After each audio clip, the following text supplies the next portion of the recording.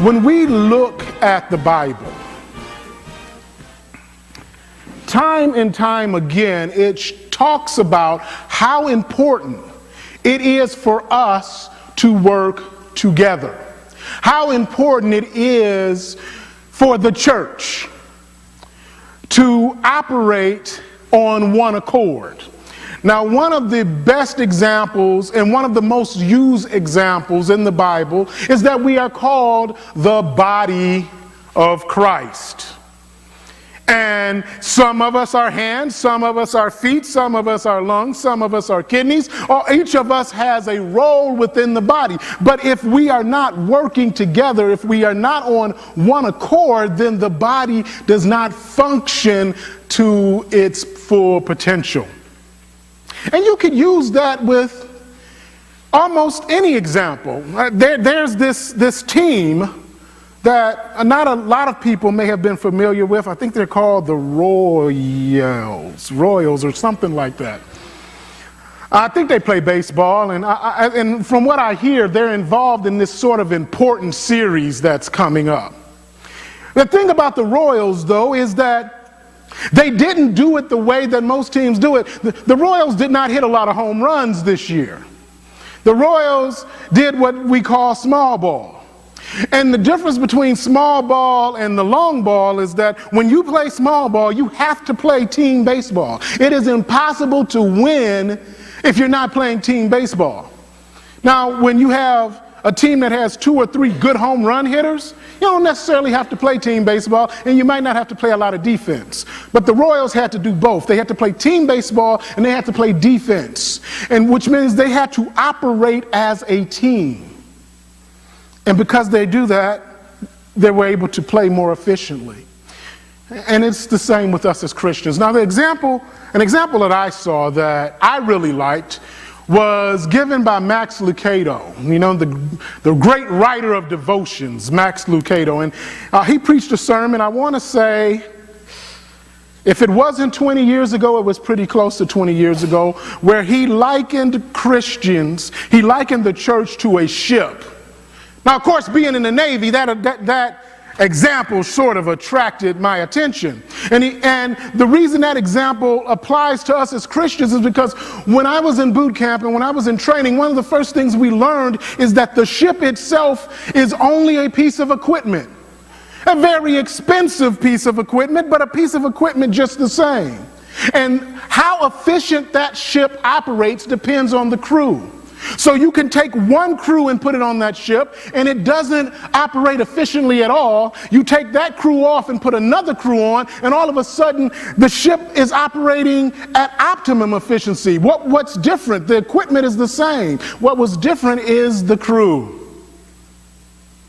And so Max Lucado uses the example of us as the crew. And so I like that example. And so when I was looking at the text for this week and studying it, although we're only going to look at 3 verses, those 3 verses could have gone in so many different directions, but I kept coming back to Max's example. And so I want to give him credit, because one of the first things you learn, especially in graduate school, is when you're writing a paper, always cite your sources. And so my source for today is Max Lucado's example. Now, of course, I've taken things out and added things in and changed the example so that it fits what I'm trying to say today, but it does belong to him. And so what we're going to talk about today is being God's crew on God's ship. Being God's crew on God's ship. And it comes to us today from James, the 4th chapter, verses 1 through 3. Can we all stand as I read from the New International Version?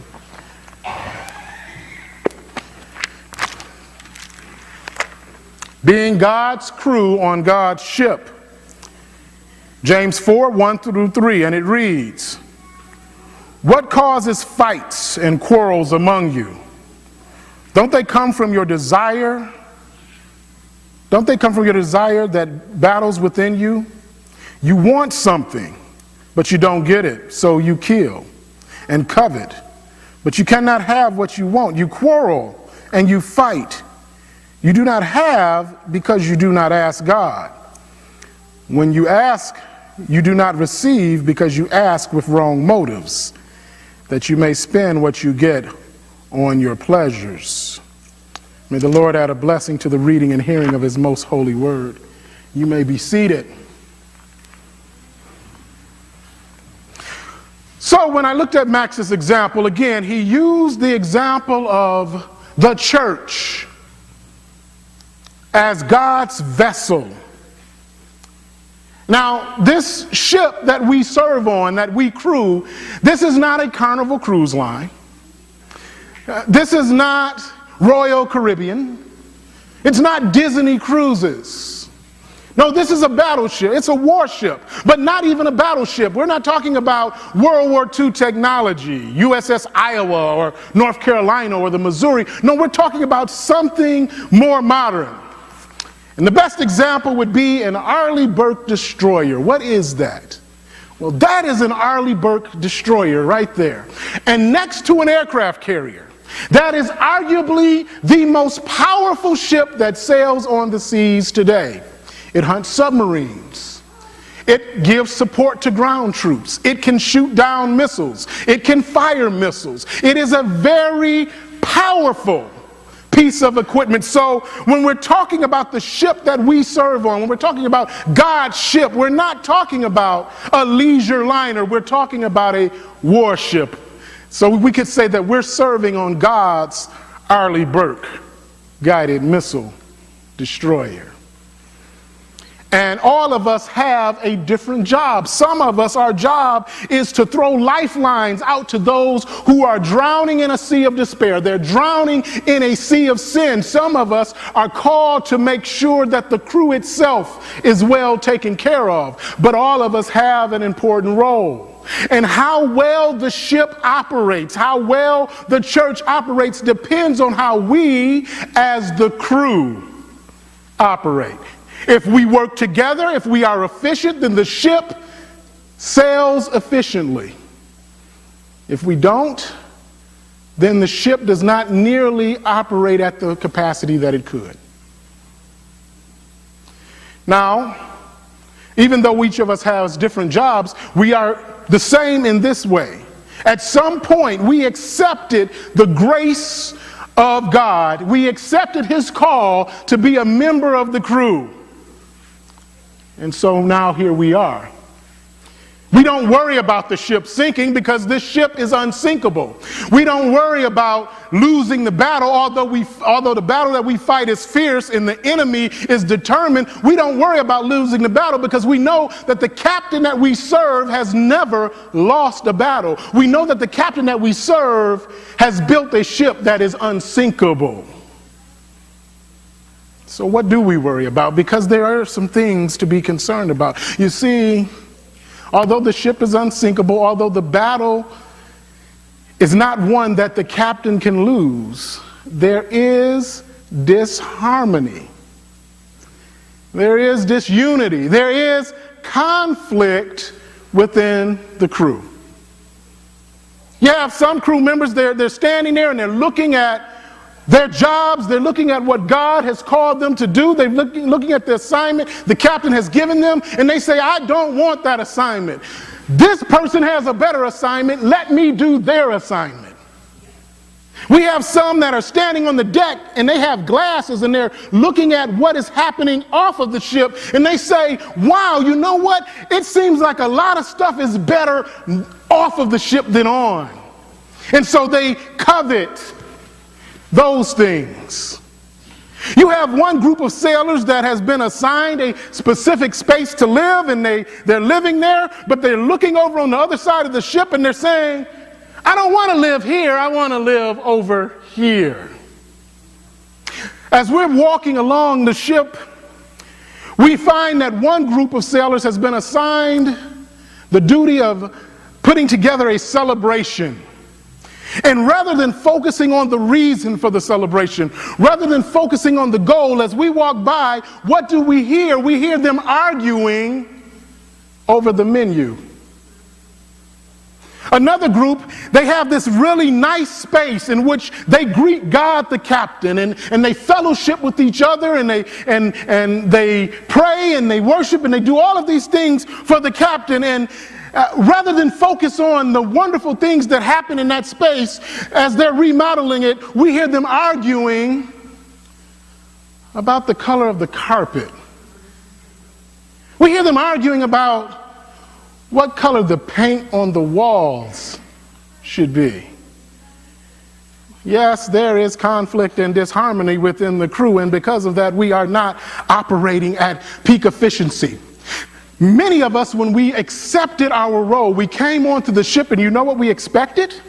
We expected that everyone on the ship would be just like us.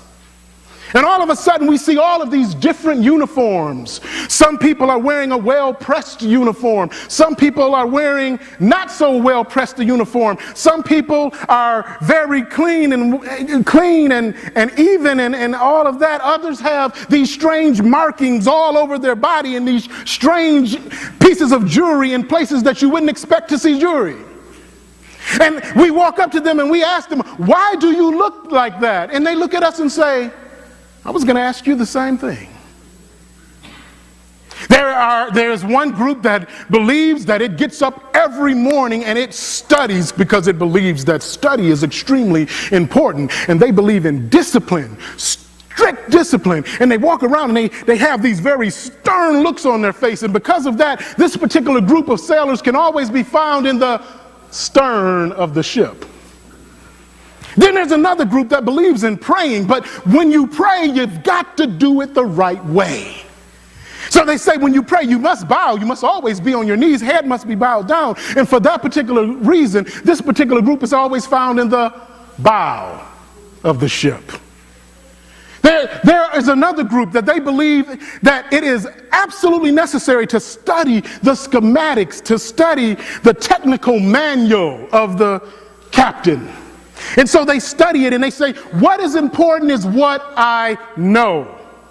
But this particular group of sailors is always ridiculed, or often ridiculed, by the deckhands. Because you see, the deckhands, they're up on the deck and they feel the wind, they can smell the fresh salt air, and they say it's not important what you know, it's important what you feel. And then they look back at our group of sailors that is complaining about about the carpet and about the walls and about the menu, and they wonder what's going on here, because they realize that none of these sailors has bothered to ask the captain what he wants. Now, that's not totally true, because there are some groups that have gone to the captain, but rather than ask the captain what he wants, they tell the captain what they want. There is disunity. There is disharmony with the crew.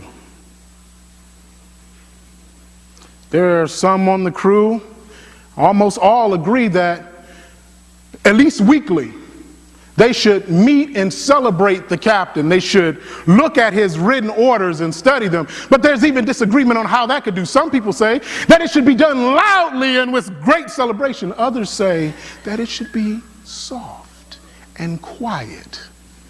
Some say that it needs to be lots and lots of music, and others say there shouldn't be any music.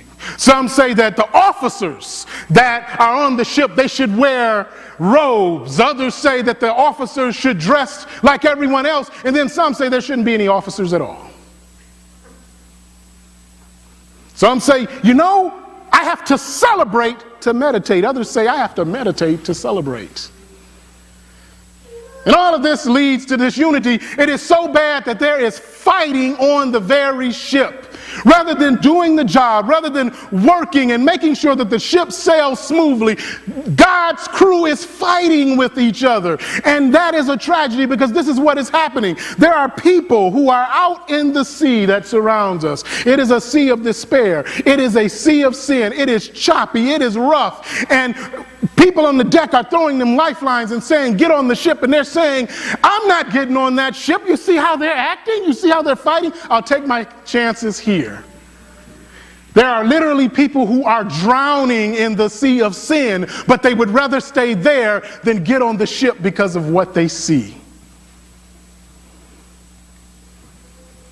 There's disunity and there's disharmony on the ship, and it was not meant to be that way, because on the very night that he was betrayed, before our captain, before God died, he prayed that we would be one, just as he and the Father are one. And you ask, well, how did we get here? Well, if we pay attention to his written orders, if we listen to one of his admirals, Admiral James, Admiral James gives us the reason why. He says, why do you quarrel? Why do you fight? Is it because of the desires which battle within you? He says, there are things that you want that you don't have, so what do? You kill. There are things that you covet that you don't have, so you quarrel and you fight. And so the reason for the disharmony, the reason for the disunity is because of our desires. Many of us we desire things that we want but do not need and should not have. You have, again, people on the ship. God has assigned them a job. God has given them gifts. And rather than operate in those gifts, rather than operate in that job, they look at someone else's job and say, well, that job is better than mine. God, why didn't you give me that job? Captain, why didn't you assign me to that job? And the funny thing about it is, while they're thinking that, the person with that job is looking over here and saying, I really wish I had that job. We're worried about everything else. We're wanting things that not only do we not need, the things that would be detrimental to us, and the captain, God, knows that. Sometimes we even think we're doing the captain's work, and we're not. You have the group putting together this celebration, this great celebration, and rather than focus on what is important, we spend time focusing and spending energy on the things that are not important because it is what we want. They're arguing over the menu. One person says steak, another person says spaghetti, one person says pork, one person says I'm a vegetarian, no meat at all. One person says that's just being a communist. What do you mean no meat? And so rather than focus on the reason for the celebration, everybody's trying to get what they want. And it blurs the reason for them being there. The ship doesn't operate efficiently. The other group has this wonderful place that they come, and the captain comes and they praise him, they worship him, they pray. And rather than focus on the reason for this space that they have, they're arguing over what color the carpet should be. Don't laugh, it happens. I've seen it. They're arguing over what color the paint on the wall should be instead of focusing on the reason that they are gathering together. And what does that cause? It causes disharmony. It causes conflict. It causes the ship not to operate at its best. There's that disharmony. There's that disunity. And so why does it happen? Well, one reason it happens is because, as Admiral James has told us, there are those that serve the captain on the ship, but they never talk to him. They never bother to ask him, what do you want? They don't pray. You have not because you ask not. But you want to be careful, because there are also those on the ship that will take what the admiral wrote down and say, well, you don't have that bigger living space that you want because you asked not. You don't have that better transportation because you asked not. You haven't gotten a raise because you asked not. No, that isn't what he said. He said, you don't have because you don't ask. But then the second part is just as important. When you do ask, you ask with wrong motives.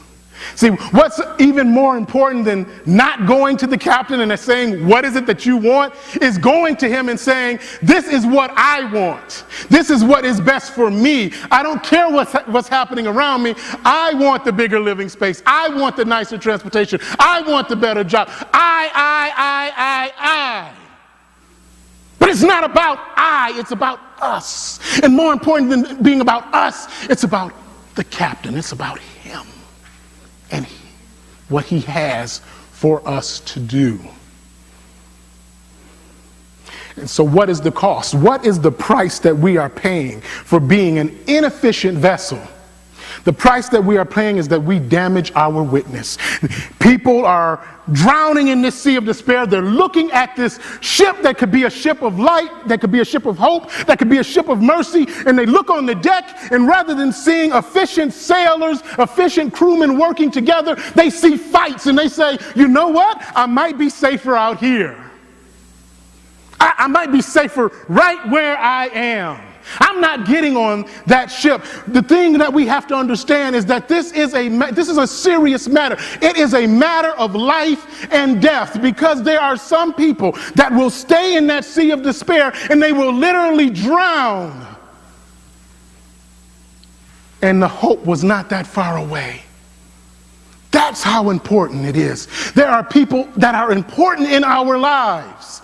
People that we know and that we love that are not on the ship with us. And we need to make sure that we are doing everything that we can to present the captain, to present the Lord Jesus Christ, so that at least they have a good view. If they say no, so be it. But let it be that they said no, but they had a good picture, not that they said no because they were looking at a crew that was fighting with each other. That is how important it is. When we're not working together, we damage our witness. We hurt our ability to show Christ to others. So you say, well, what are we supposed to ask for? What can we do? Well, God, the captain, he does want to hear from us, but he doesn't want to hear a laundry list of requests. He wants us to ask for things, but he wants us to ask for the right things. Well, what should we be asking for? Let's look at Solomon. What did he ask for? He didn't ask for riches. He didn't ask for a bigger castle. He didn't ask for many wives. He said, I'm king. I'll get all of that. Give me wisdom. Give me the wisdom to make the right choices. Give me the wisdom so that when you set me before a non-believer, I know the right things to say. Give me the wisdom so that when I'm making choices in my life about things like what I watch on television, the things that I do, the way I carry myself, give me the wisdom to make the right choices. Captain, God, give me direction. Help me to go in the right direction. Help me when I'm going in a direction where I can't see the end result. Give me direction and help me to trust that you are sending me in the right direction. Pray for healing. In this room right now and all over the crew, there are wounds. There's damage. There are people that have been hurt. Pray for healing. Pray that you might be healed from that wounding. Pray that you might be healed from that hurting. And guess what?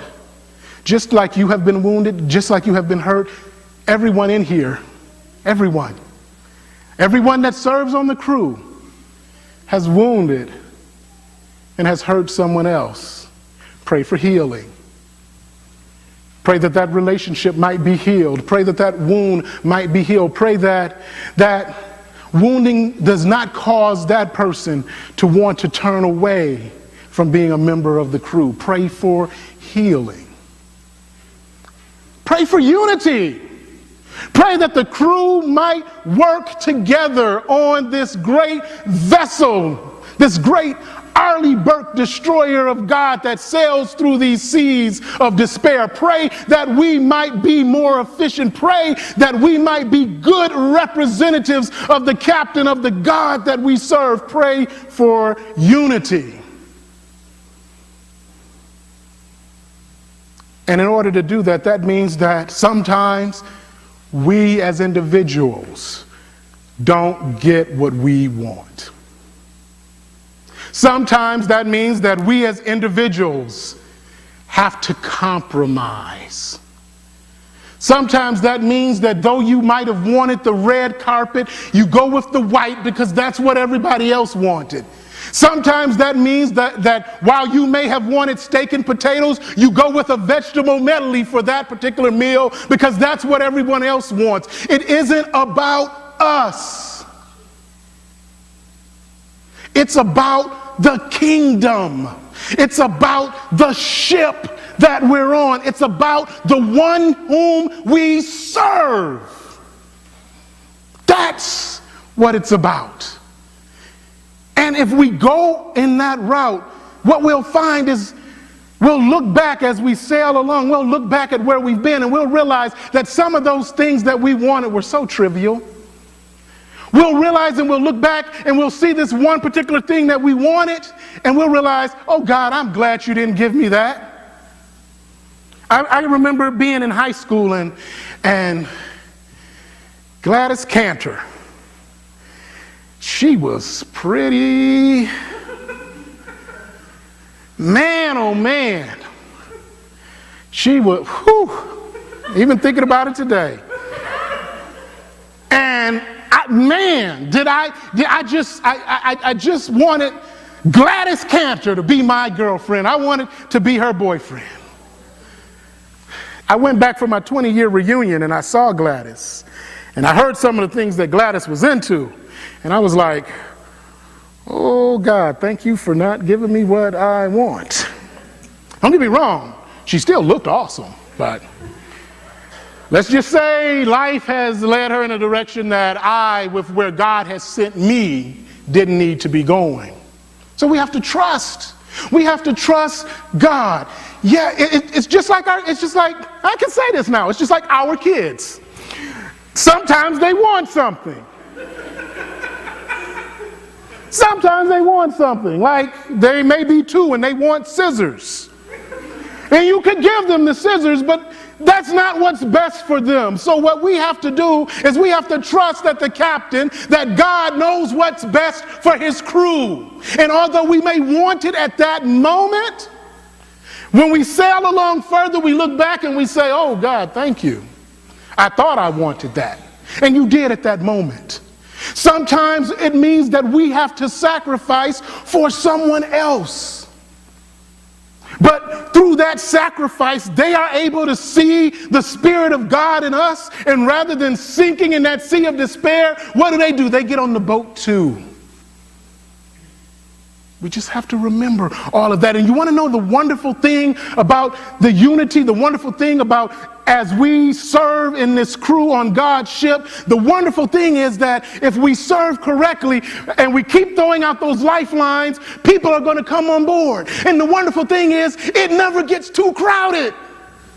There's always more room. There's always a job for them to do. We never run out of jobs. And what we have to remember is even today, someone who's serving on this crew with us, the captain comes to them and he says, it's time to retire. You've done your work. It's time for you to rest. So even today, and each and every day, hundreds, sometimes maybe even thousands of people who are serving in this crew, they move on. And so we want to bring others on board.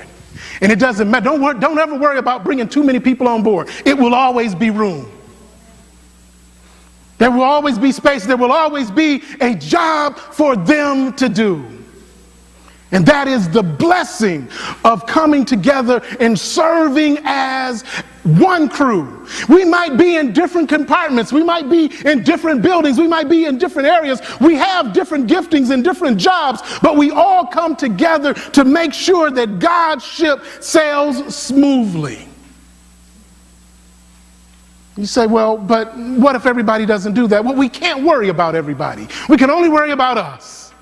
And so what we say is that we are going to be a crew that runs efficiently, and hopefully that rubs off on others. It might just start here in First Baptist. It might go out to Greensburg, and then next thing you know, it's going west to Buckland and east to Pratt, and it continues to grow. There will never be the time where we are totally efficient, because there's always going to be a few that buck the system, but it has to start somewhere, and I say, why not here? Why not here? So we have to make a decision. Are we going to be the efficient crew that God has called us to be as we serve on his ship? Now, there's a tradition in the Navy when someone gives you instruction. I never understood the reason why, and I don't claim to understand it now. Instead of just saying, yes, sir, when an officer tells a crewman to do something and we understand what he's saying and we're saying yes to him, we'll say, aye, sir. Aye, sir. Don't ask why. I don't know why. It's just aye, sir. And so if I were talking to the captain and the captain were to give me instructions and orders and I were to say, yes, I understand your instructions. Yes, I understand your orders and I intend to do what you say, I would say, aye, captain. So the question that I would have for you all is, do you intend to attempt to at least follow the instructions of the captain? And you would say, will you at least attempt to go to him and to ask for his direction instead of trying to follow your own? And you would say, will you go to him and not worry about what it is that I want, but ask for the things that we should, for that wisdom, for that unity, for that direction, and for that healing? And you would say, well, you said it, and I didn't force you.